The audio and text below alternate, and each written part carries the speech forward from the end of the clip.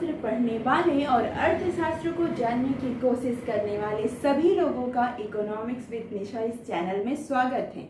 चलिए आज हम जानते हैं कि किसी देश की अर्थव्यवस्था का जो उत्पादन संभावना वक्र होता है उसमें परिवर्तन आखिर कैसे होता है। तो पहले आपको रिकॉल करा दूं कि ये उत्पादन संभावना वक्र क्या है। मेरी दृष्टि में ये उत्पादन संभावना वक्र किसी भी देश की क्षमता का प्रदर्शन है। इसके माध्यम से हम जान सकते हैं कि अब देश के पास जो भी संसाधन उपलब्ध हैं, जो भी तकनीक उपलब्ध है, इन दोनों के कॉम्बिनेशन से वह कौन कौन सी वस्तुओं का और कितनी मात्रा में उत्पादन कर सकता है, इसका ज्ञान हमें इस उत्पादन संभावना से पता चलता है। ये ठीक वैसा ही है बच्चों जैसे किसी खिलाड़ी की क्षमता का हम आकलन करते हैं। जैसे आप जब देखते हैं विराट कोहली को क्रिकेट खेलते हुए तो उसके स्क्रीन पे आते ही आप ये दावे करने लगते हैं कि ये आज सेंचुरी बना के जाएगा या 50 बना के जाएगा। ठीक वैसा ही है किसी देश का उत्पादन संभावना वक्र कि आप उस वक्र के माध्यम से ये जान सकते हैं कि वह देश उत्पादन के क्षेत्र में किस ओर जाएगा। इसीलिए उत्पादन की दशा और दिशा और उसकी अर्थव्यवस्था की गति का निर्धारण भी हम उत्पादन संभावना पीपीसी वक्र के माध्यम से कर सकते हैं। और चलिए अपने वीडियो में मैं आपको बताऊंगी कि इसमें कब कब शिफ्टिंग होता है और कब किसी देश का उत्पादन संभावना वक्र आगे की ओर और कब किसी देश का उत्पादन संभावना वक्र पीछे की ओर खिसक जाता है। तो बच्चों सबसे पहले हम याद कर लेते हैं कि उत्पादन संभावना वक्र होता क्या है। तो जब भी उत्पादन संभावना वक्र की बात की जाए आपको दो चीजें बिल्कुल क्लियर होनी चाहिए कि उसके लिए दो कंडीशंस एकदम अनिवार्य है। वो अनिवार्य कंडीशंस क्या है बच्चों कि जो भी देश की जो तकनीक है उस कुशलतम तकनीक का उपयोग किया जा रहा है और जो देश के संसाधन हैं वो सीमित मात्रा में हैं। और यह एक यूनिवर्सल ट्रुथ है, एक सच्चाई है, क्योंकि आज तक किसी भी देश के संसाधन उसके लिए पर्याप्त मात्रा में कभी नहीं रहे। प्रकृति ने ही हमको संसाधन सीमित मात्रा में दिए हुए हैं। तो उस सीमित मात्रा में अपनी कुशलतम तकनीक का उपयोग करते हुए कोई देश कैसे उत्पादन कर रहा है, उसकी क्षमता क्या है उत्पादन करने की, इसको हम जानने की कोशिश करते हैं पीपीसी के द्वारा, प्रोडक्शन पॉसिबिलिटी कर्व के द्वारा। इसको एक सिंपल से उदाहरण से ऐसा समझिए बच्चों कि अगर आपके पास कुछ चीजें दी हुई हैं, जैसे मैं यहाँ पे आपको उदाहरण देती हूँ कि अगर आपके पास आलू और उसके साथ कुछ तेल, ईंधन सब कुछ दिया हुआ है और आपको कहा जाए कि इससे कोई डिश बनाइए, तो उस आलू से कोई भुजिया बनाएगा, कोई उस आलू को बॉईल करेगा या बॉईल करके कुछ अलग तरह की डिश बनाएगा, लेकिन जो कुछ भी बनेगा वो आलू का ही बनेगा बच्चों। तो ठीक वैसे ही एक देश में जो भी संसाधन होते हैं वो संसाधन का उपयोग करके कोई बहुत अच्छा कर सकता है, किसी देश का बहुत अच्छा विकास हो जाता है। कोई देश जब अपने संसाधनों का कुशलतम उपयोग नहीं कर पाता तो थोड़ा पीछे रह जाता है।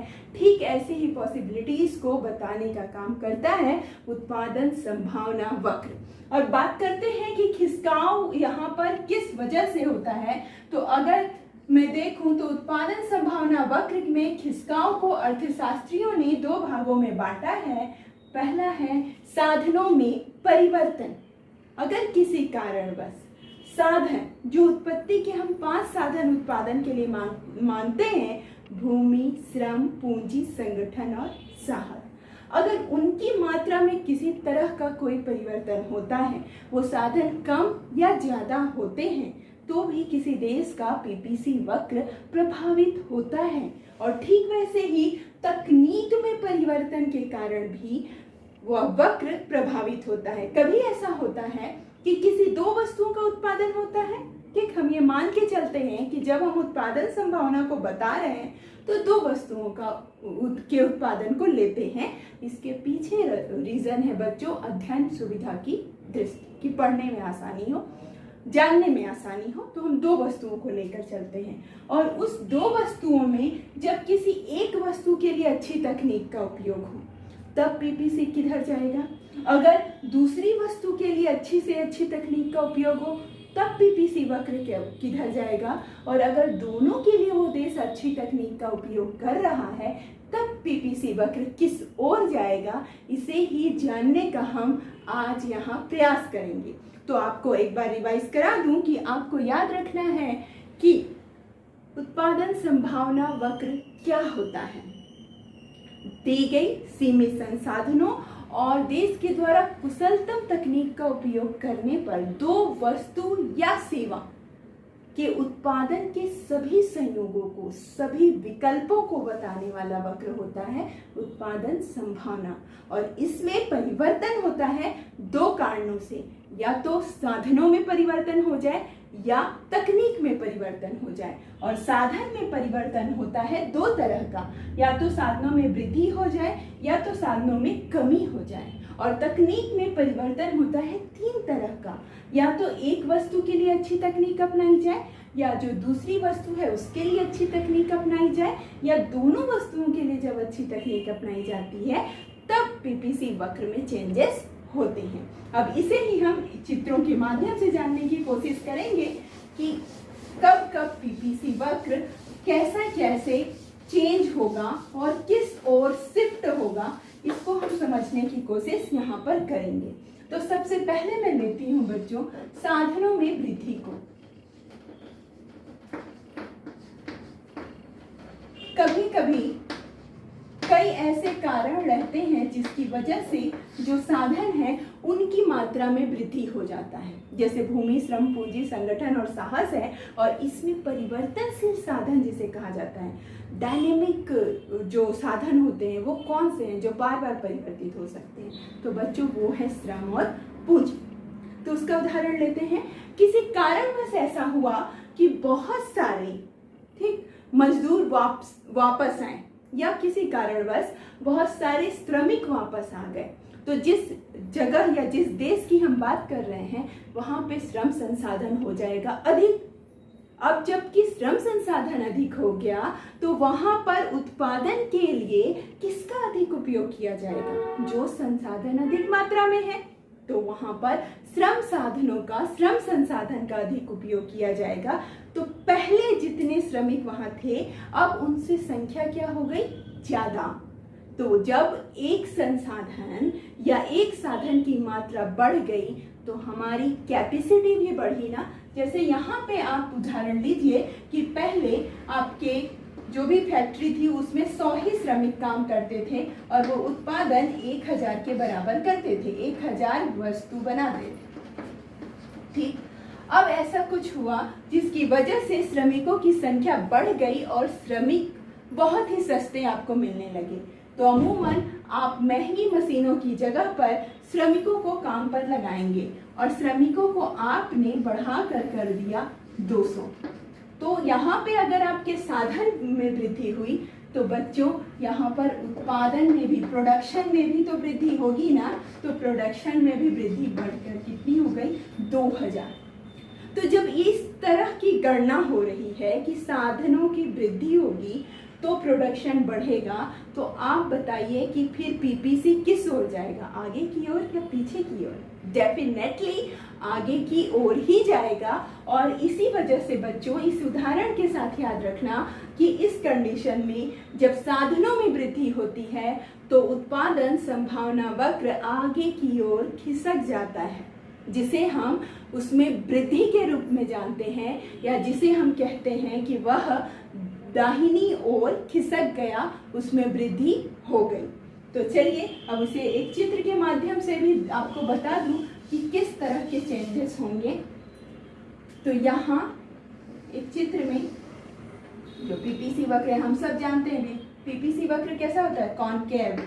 तो यहाँ आप दर्शाएंगे कि OX जो अक्ष है और ये जो पीपीसी है, ठीक, ये पहले वाली पीपीसी है। ठीक, यहाँ पर देखिए कि यहाँ पर अगर उपभोक्ता वस्तु मैं लेती हूँ, आप X वस्तु लिख लीजिए, 1 वस्तु लिखिए, या जो भी वस्तु आपको मन हो आप लिख सकते हैं। और इधर मैं पूंजीगत वस्तु लेती हूँ, तो पहले उपभोक्ता वस्तु का कितना उत्पादन हो रहा था।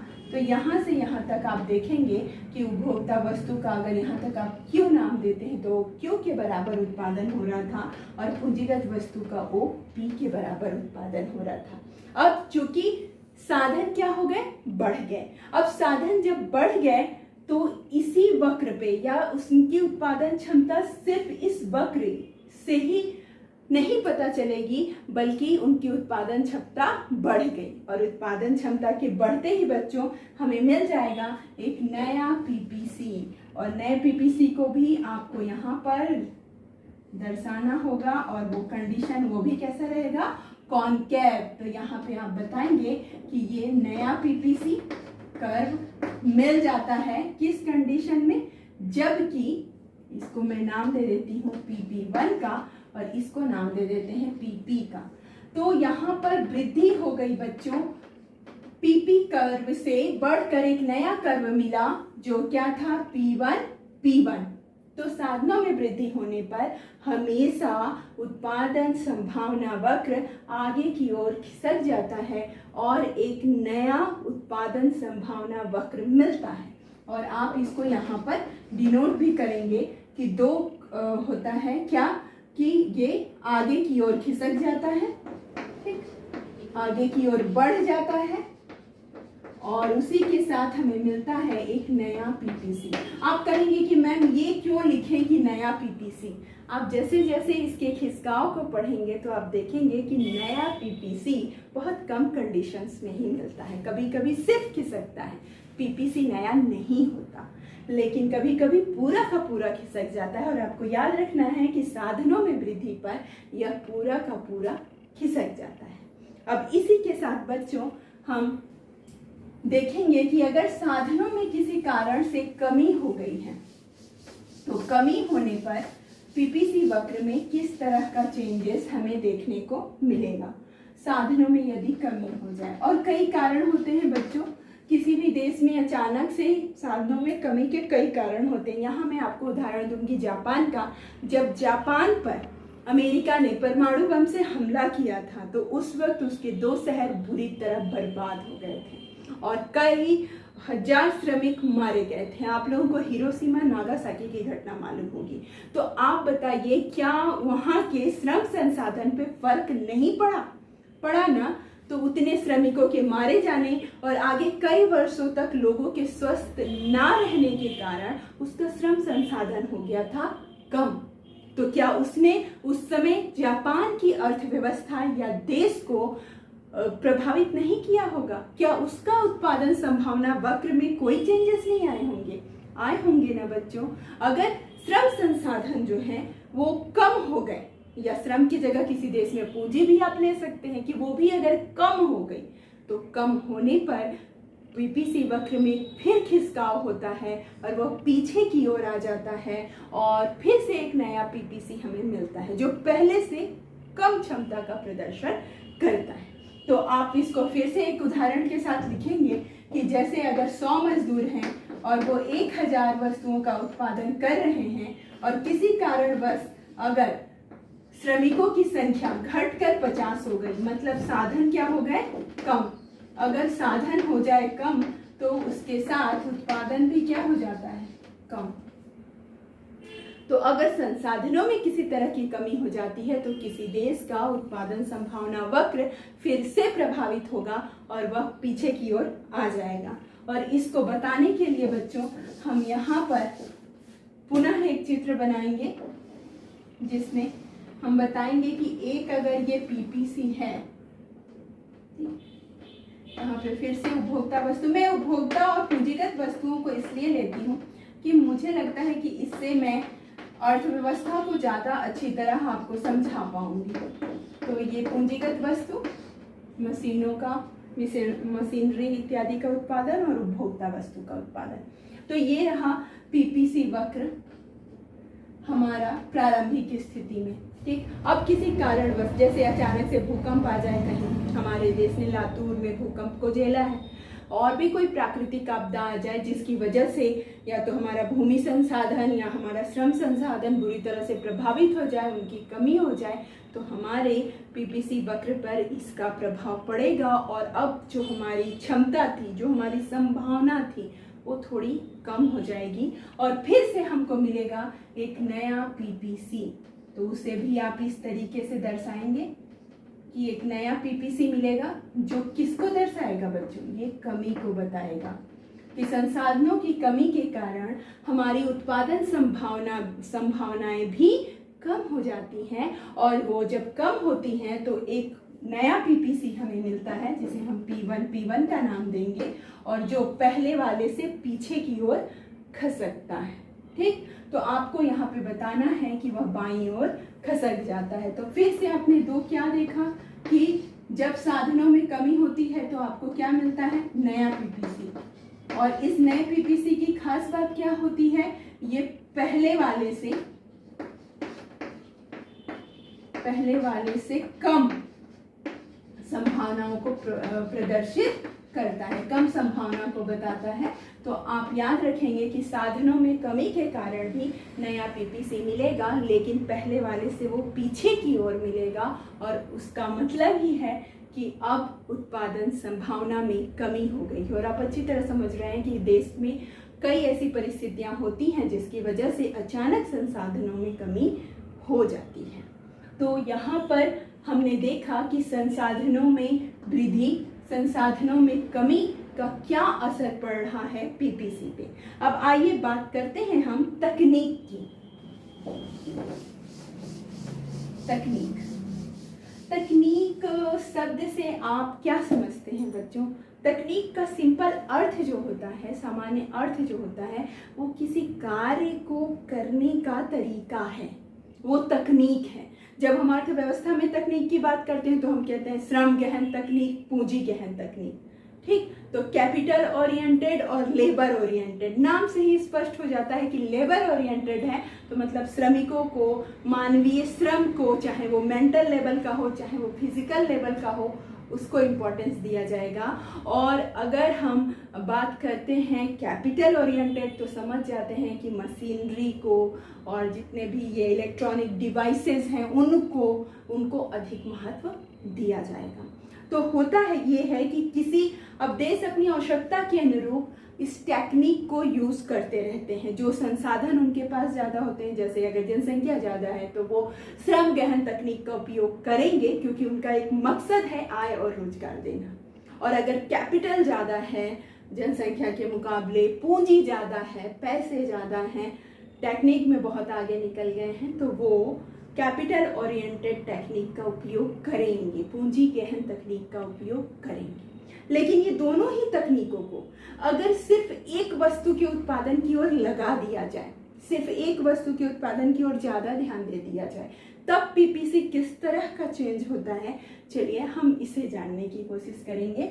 तो यहाँ पर मैं लिख रही हूँ वस्तु एक के लिए, वस्तु एक, या जैसे मैं लेती हूँ उपभोक्ता वस्तु, तो आप अगर सार्वजनिक वस्तु ले रहे हैं, निजी वस्तु ले रहे हैं, कुछ भी ले रहे हैं, तो वस्तु एक के लिए जब कुशल तकनीक का उपयोग किया जाएगा तब कैसा होगा पीपीसी वक्र। या आप इसको बहुत अच्छे से समझने के लिए लिख सकते हैं एक्स के लिए, वस्तु एक्स के लिए, ताकि आपको क्लियर रहे कि एक्स वस्तु। ठीक, तो यहाँ पर मैं आपको उसे बता रही हूँ कि जैसे मैंने OX अक्ष पर लिखा है उपभोक्ता वस्तु को, तो मेरे लिए वस्तु X क्या है, उपभोक्ता वस्तु। ठीक, अब जबकि मैं टेक्निक बच्चों किसके लिए ज्यादा उपयोग कर रही हूँ, उपभोक्ता वस्तु के लिए, वस्तु X के लिए मैं टेक्निक ज्यादा अच्छी लगा रही हूँ। तो पहले एक उत्पादन संभावना वक्र खींच लें, ये हमारा पूर्ववर्ती स्थिति में है। अब हमको देखना है कि किस वजह से इस पीपी वक्र में चेंजेस होंगे। तो आपको समझना है बच्चों कि अगर एक वस्तु के लिए, X वस्तु के लिए, ठीक, टेक्निक अच्छी लगा रहे हो तो किस वस्तु का उत्पादन की संभावना बढ़ेगी। यहाँ पे उत्पादन मत बोलना बच्चों, क्योंकि यहाँ पे हम संभावनाओं की बात करते हैं। ठीक है, पॉसिबिलिटीज की। तो किसकी उत्पादन की संभावना बढ़ेगी? डेफिनेटली कहोगे कि वो कौन सी वस्तु होगी? एक्स वस्तु। ठीक, तो अगर टेक्निक तुम एक्स वस्तु के लिए अच्छी लगा रहे हो, अच्छी अच्छी तकनीकों का उपयोग कर रहे हो, तो एक्स वस्तु का उत्पादन बढ़ेगा। तो इस रेखा चित्र में एक्स वस्तु का उत्पादन कहाँ हो रहा है? ओ से मान लो पी के बराबर। तो अब तुमने अच्छी टेक्निक लगा दी है तो ये कुछ और बढ़ेगा बच्चों।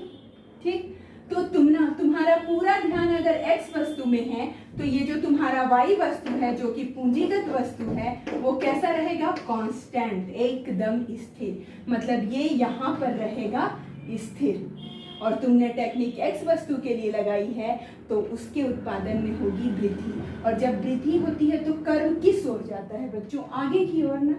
तो आपको यहाँ से बताना होगा कि नया पीपीसी मिलेगा जिसमें नया पीपीसी नहीं, आप ये बोलोगे कि पीपीसी वक्र में खिसकाव होगा और वो खिसकाव जो होगा वो एक्स वस्तु की मात्रा को बढ़ाएगा। जैसे यहाँ से उसने ओपी से बढ़ाकर मात्रा को, ये देखिए, ये ओपी से बढ़ाकर मात्रा को OP1 कर दिया, मतलब उस वस्तु के उत्पादन की संभावनाएं बढ़ गई। तो तब आपको बताना होगा कि पूंजीगत वस्तु का उत्पादन बिल्कुल स्थिर रहेगा, जितना हो रहा था बस वो उतना ही होगा, और लेकिन एक्स वस्तु के उत्पादन की संभावना बढ़ जाएगी और P1 कर्व मिलेगा। ठीक, और वो किस वजह से वो कर्व मिला है? PP के खिसकने की वजह से। तो यहाँ आपको बताना होगा कि कर्व जो है वो PP से खिसक कर, ध्यान दीजिएगा, नया नया नहीं बोलना है आपको, खिसक कर क्या हो जाएगा बच्चों? ये तो P कांस्टेंट ही है और P1 केवल यहाँ पे बढ़ा है, तो आप लिखेंगे कि खिसक कर P1 वक्र हो जाएगा। ठीक, तो आप इस तरीके से बताएंगे कि अगर एक्स वस्तु के उत्पादन के लिए अच्छी टेक्निक का उपयोग किया जा रहा है तो वक्र इस तरह खसकेगा। अब इसी के साथ बच्चों हम देख लेते हैं कि दूसरी वस्तु के लिए मैं थोड़े से चेंजेस बस यहाँ कर रही हूँ। जैसे यहाँ पे मैं लिख दूंगी वस्तु 2, यहाँ पे हो जाएगा वो वाई वस्तु, और इसी के साथ ये कर्व में थोड़ा सा चेंज करेंगे हम, बाकी सब कुछ सेम ही रहेगा। ये हमको उपभोक्ता वस्तु ही चाहिए और हमको पूंजीगत वस्तु ही चाहिए, लेकिन अब यहाँ पे आपको डिनोट करना पड़ेगा कि पूंजीगत वस्तु ये कौन सी वस्तु है? वाई वस्तु। तो अब आप जो टेक्निक यूज कर रहे हैं वो किस वस्तु के उत्पादन के लिए टेक्निक अच्छी यूज कर रहे हैं? पूंजीगत वस्तु के उत्पादन के लिए, वाई वस्तु के उत्पादन के लिए टेक्निक अच्छी यूज कर रहे हैं। तो उस समय क्या परिवर्तन आपको देखने को मिलेगा? सेम वैसा ही जैसा आपने एक्स वस्तु के उत्पादन में देखा था कि अब आपके लिए कांस्टेंट क्या रहेगा? अगर एक मैं पीपीसी कर्व बनाऊं तो कांस्टेंट इस बार हो जाएगी उपभोक्ता वस्तु, या जिसे हम कहते हैं एक्स वस्तु। यहाँ पर ये एक्स वस्तु हो जाएगी कांस्टेंट, और मैं पूरा ध्यान अगर और अच्छी टेक्निक अगर पूंजीगत वस्तु के उत्पादन के लिए रख रही हूँ या लगा रही हूँ तो किसकी उत्पादन में वृद्धि होगी?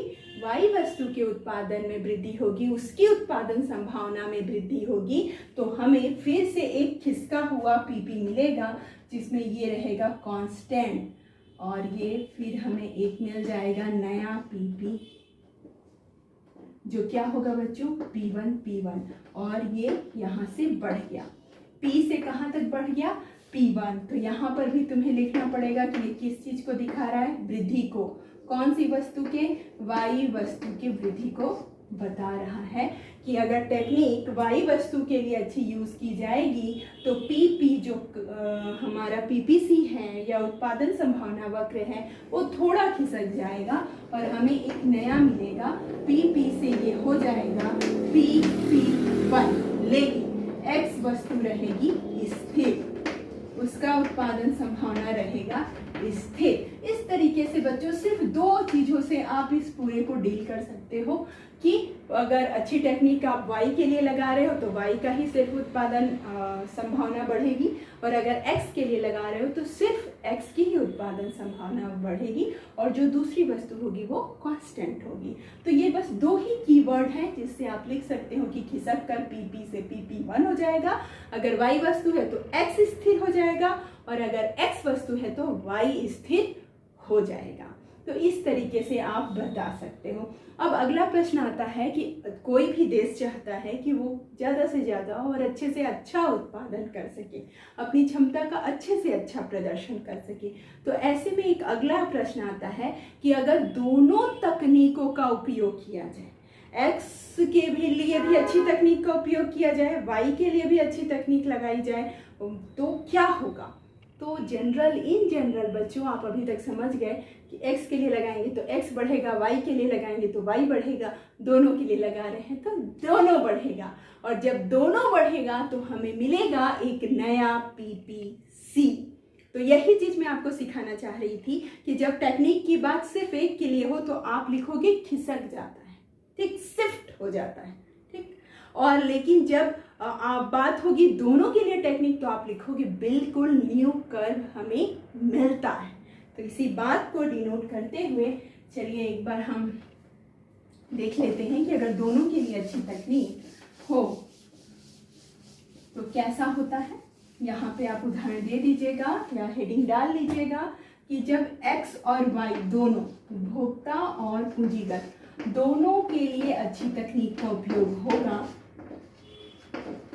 तब कैसा होगा PPC।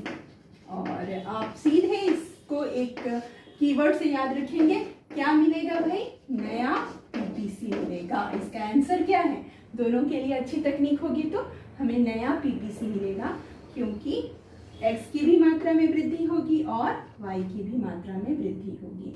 तो यहाँ पे हम दर्शा देंगे एक PPC को। यहाँ पे आप लिख दीजिए उपभोक्ता या x वस्तु, और यहाँ पर आप लिख दीजिए y वस्तु या पूंजीगत।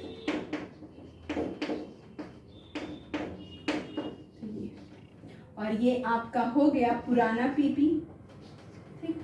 और जब दोनों के लिए टेक्निक यूज कर रहे हैं तो y भी बढ़ेगा, यहाँ तक x भी बढ़ेगा यहाँ तक। तो इस तरीके से बढ़े हुए को आप एक नए PP वक्र में आराम से बता दीजिए कि नया PPC वक्र मिलेगा P1, और जो ये बताएगा कि दोनों वस्तुओं के उत्पादन में वृद्धि हो गई है, x हो या y वस्तु के उत्पादन में वृद्धि हो गई है। तो आप इस तीर से इसे डिनोट कर दीजिएगा और आपको मिल गया।